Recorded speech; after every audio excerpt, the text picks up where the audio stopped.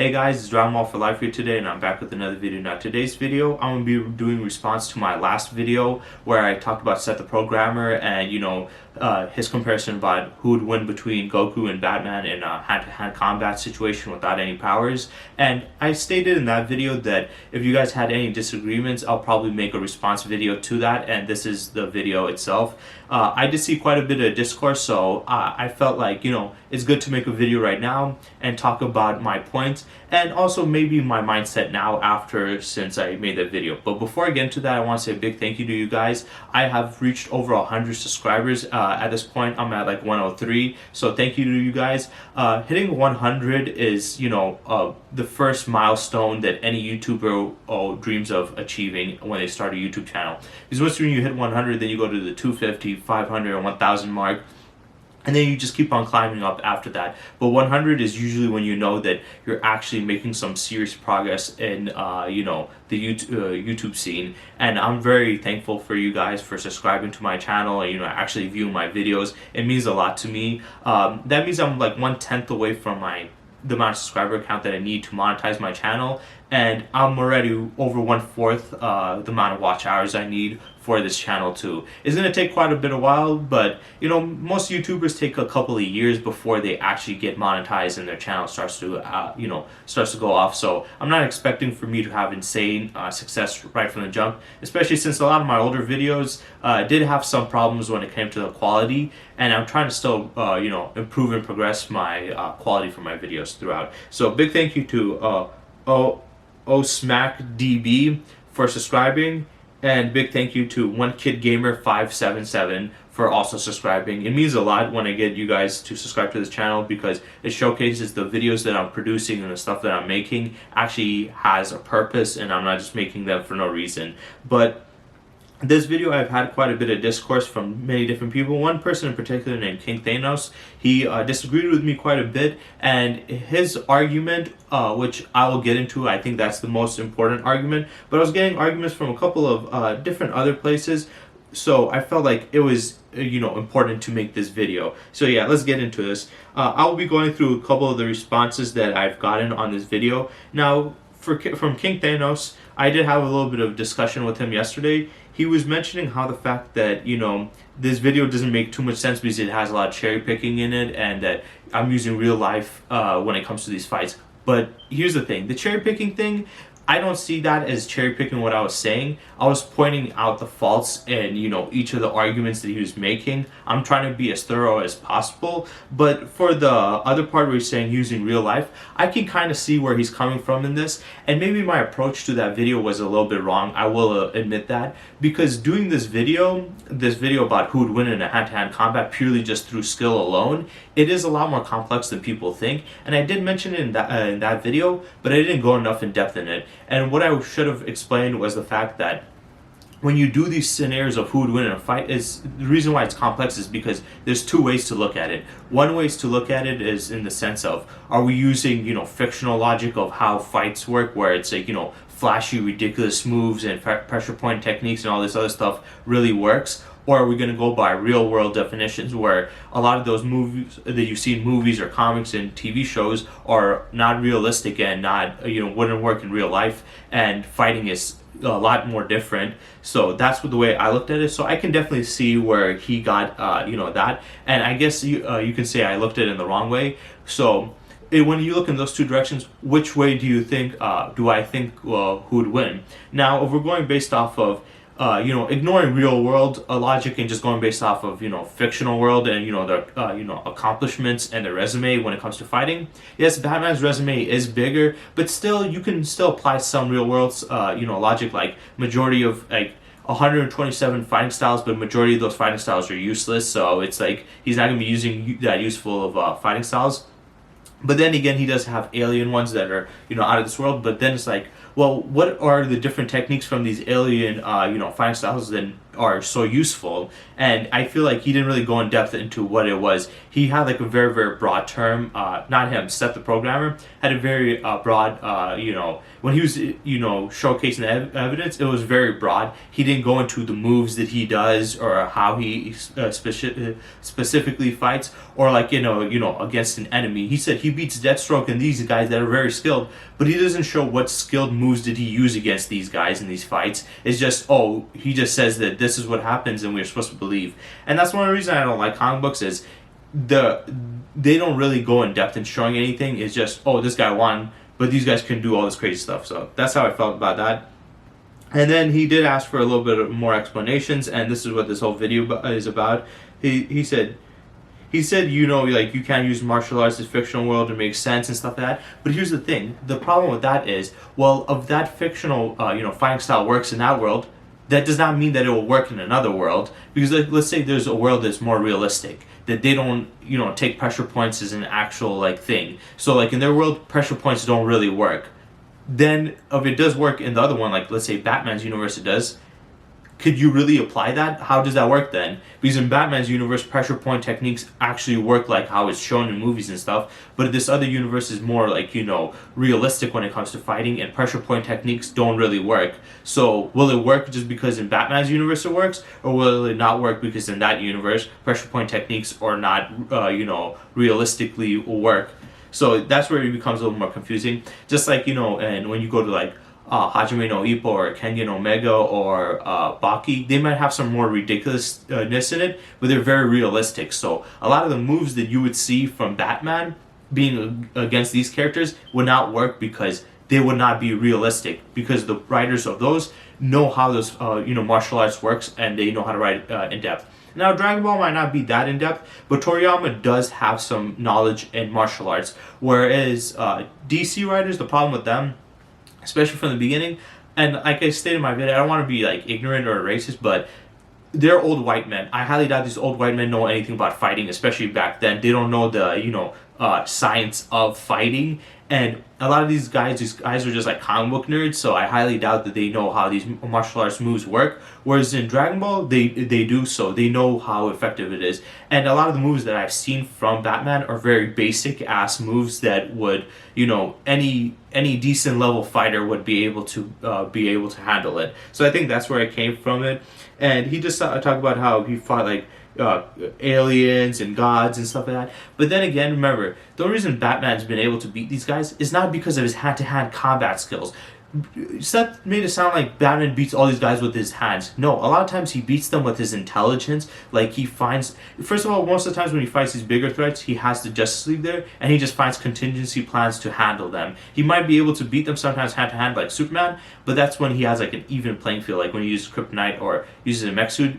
Because obviously on leveled stats, Superman doesn't know how to fight at all. So that wouldn't be showcasing how great of a fighter he is. That would be showcasing how great his technology is, to give him that leg up to match him, and then his fighting skill obviously takes over because he's against a guy that doesn't know how to fight very well.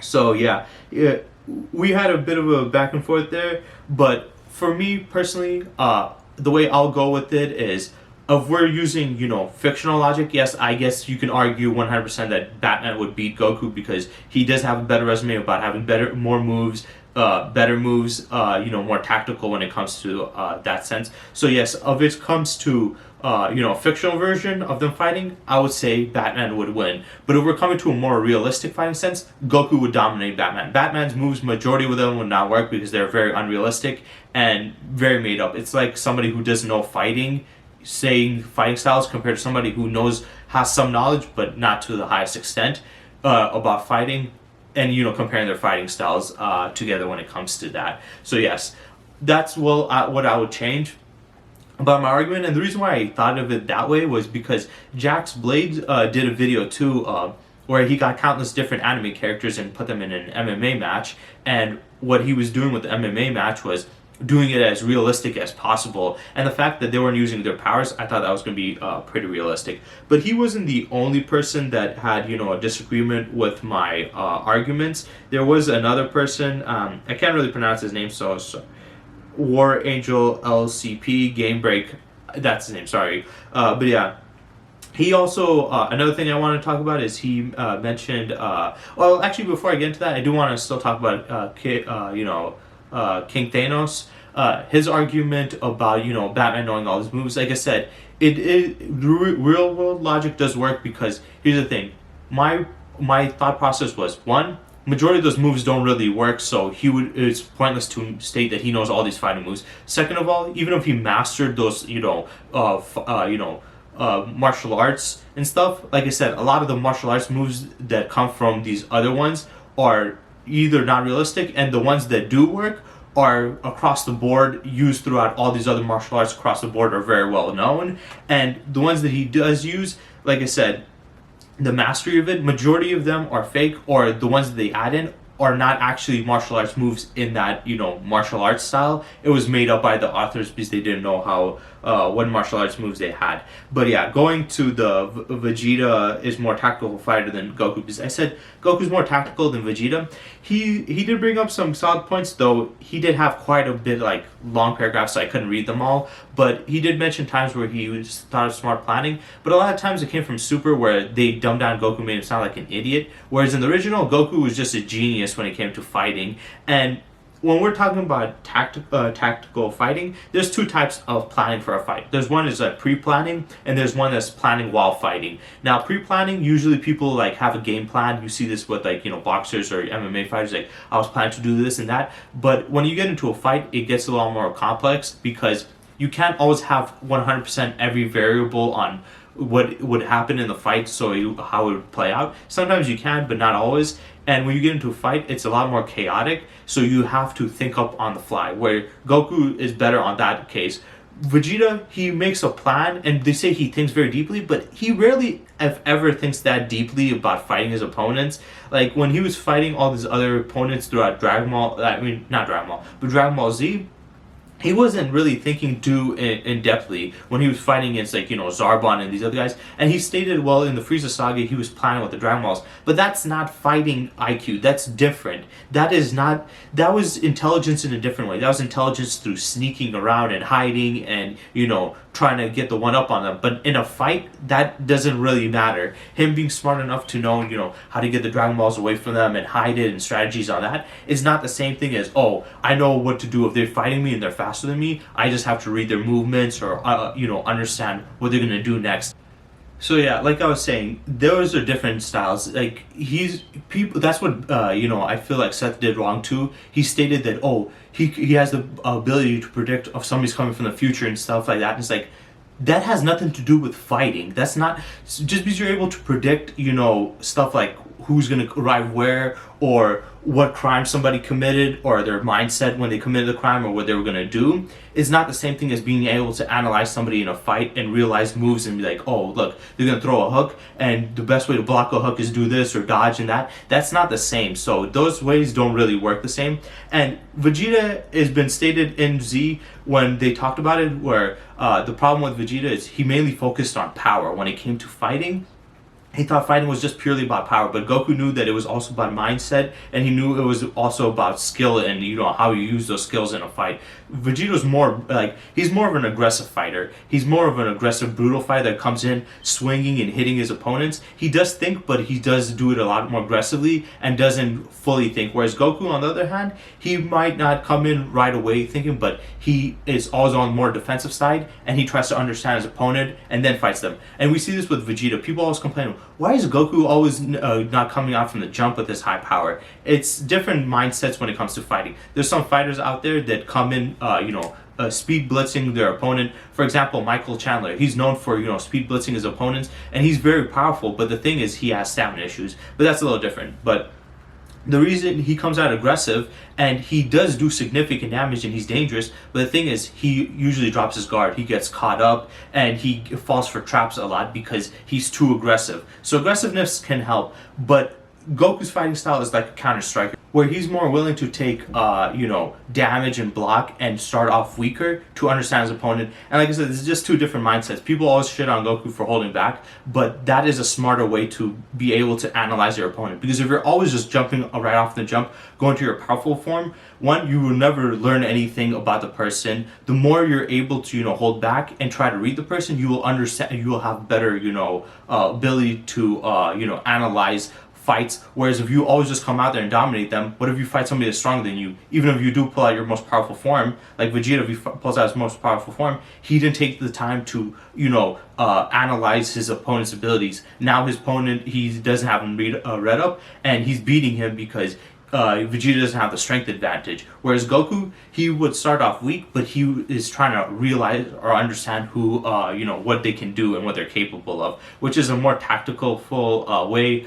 of going into a fight. Also, in Goku's method of, slowly progressing his strength in there, it also puts a little bit of a deception on his opponent. Because if you come right out of the jump with your power, and you see this countless animes where there's characters that show off all their moves, and then you have the enemy like, oh, I was able to, find out all your moves because you came out right out of the jump. Whereas Goku, he would not show you his full power, so his opponent won't know how powerful he is, one, and what he's capable of, and what he can do, because Goku's trying to understand him. So Goku's more of a tactful mind, just from the way he goes into battle and his approach in battle. Vegeta's approach in battle is more of a simplistic, hey, I'm gonna go berserker on you, whereas Goku's is, I'm gonna understand you, and then once when I realize you fully well, then I'm gonna show more of my power, and then I'm gonna fight you. This is obviously for enjoyment purposes also, but in a fight, this helps out a lot more. If you were to go into a fight and just come out of the gate always just beating people up, even if you do have a lot of good fights and wins,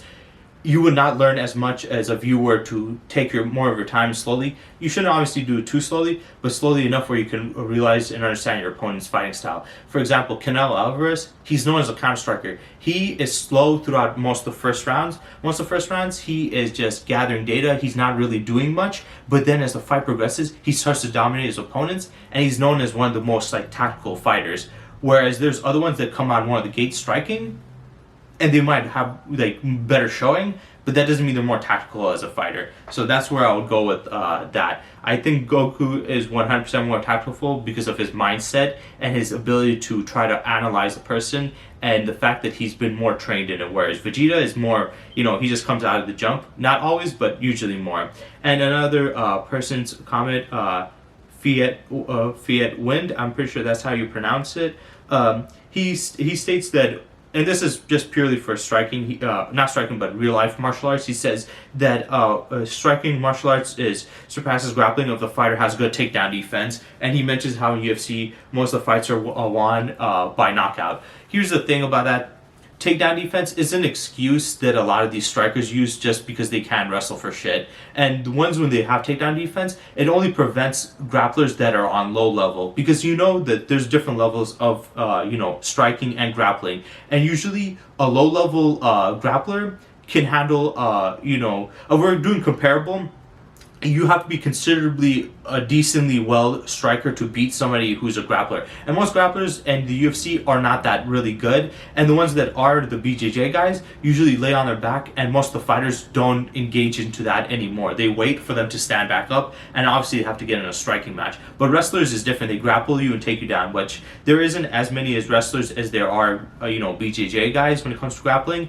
And those wrestlers also, those guys are pretty, what's the thing called? There's very few in between that are in the UFC. Most of the weight divisions have only a few wrestlers, and usually they're not top-notch level wrestlers. So yes, takedown defense can prevent a person who has grappling, but let's be honest, when they're against a person with decent grappling, they lose. Strikers naturally always lose, and it's not because earlier on they didn't understand. Even now you see them losing a lot. And the whole knockout thing, this is going under the assumption that grappling means that submissions is the only thing. That's not how it works. If you see somebody like Khabib, his grappling is usually he drains the person of their energy and their stamina until the point where when they get back to striking, they're too weak and stuff, and then they can knock them out. So a lot of these grapplers, they use they have grappling and striking. So they use their grappling to basically drain them of their energy. Now their opponent's tired, and then they go for the finish of the knockout. So that's why the statistics of the knockouts are higher when it comes to that.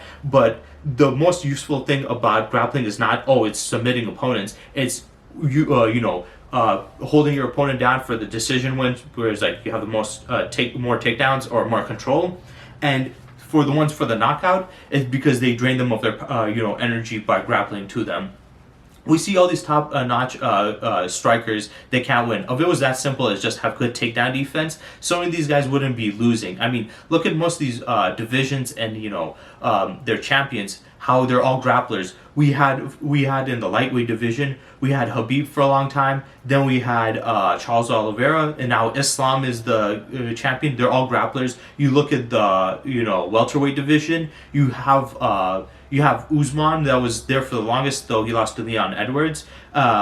And you have Colby Covington, who's usually considered the second best, who's also a grappler. Even if you go to the heavyweight division, Ngannou he's winning because he's super powerful. But when he fought against Cyril Ngan, that guy had good grappling, but he was able to improve on his grappling, and that helped him win. Now, usually the other divisions that don't have it, like the middleweight division with Izzy, those guys, there's very far and few between guys that have grappling prowess in there. Usually the guys that are in there are strikers. A majority of UFC fighters are purely strikers. So that's my kind of argument to that. I know this didn't have to do too much with the video itself, but I just felt like that was interesting to put in, just if you guys want to learn more about actual fighting in real life. So the other comment and the final other one that I got today was from a guy named Chain, and he was talking about, oh, this is meant to be Goku without powers. Yes, I know.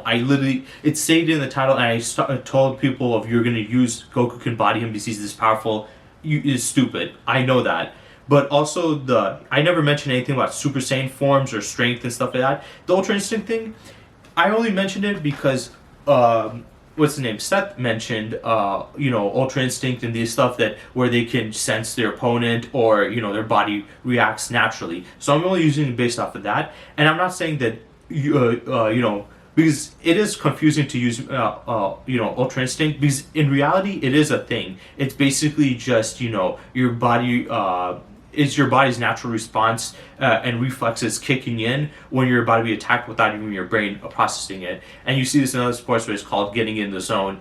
But the thing is, usually in real life, it is very limited. You can do this only once in a while and for a brief moment. And that's what Batman shows. Whereas Goku, his technique allows him to do it completely. So I'm just saying that if we use that logic, that would basically mean that Batman's, reflex skills would be momentarily and once in a while, whereas Goku's would be, he just needs to get into a certain mindset. Like if he's fighting from the jump, he might be thinking about what he's doing, but if he calms himself down, you can use this in real life scenario. He calms himself down, he will be better at anticipating Batman's attacks and finding countermeasures to it naturally without even having to think about it, and for a long periods of time, and when he chooses to, because he can control it and has better control over it compared to Batman. And he's on a higher level and degree when it comes to that, and his precognition abilities, where Batman's on a lower level, even if we're just going based off a realistic fighting sense.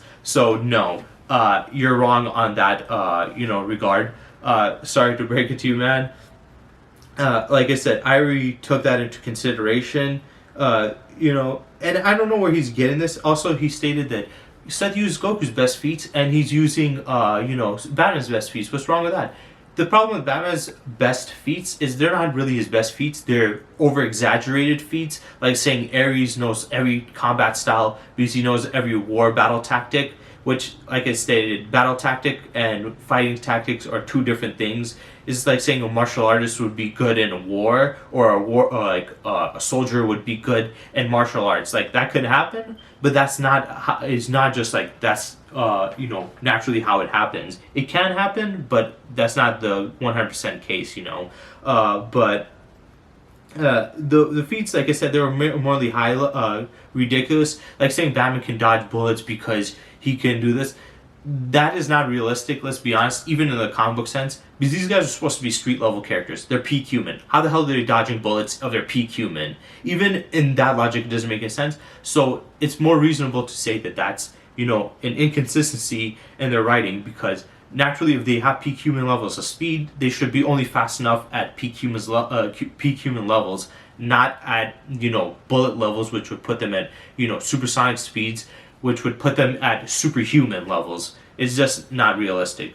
So yeah, that's pretty much it I had to say about it in this video. I covered quite a bit of different things. I did do also a little bit of pure just real life, but I will admit to King Thanos, you do got a point with the whole way they approached it. I just think it's can be a little complex, because using martial arts, even if you're using comic book sense, it can contradict itself. That's why I don't like those debates where it's like a comic book. If you're gonna do that, if you're gonna do hand to hand with no powers, just make it real life. Like, how would it work realistically?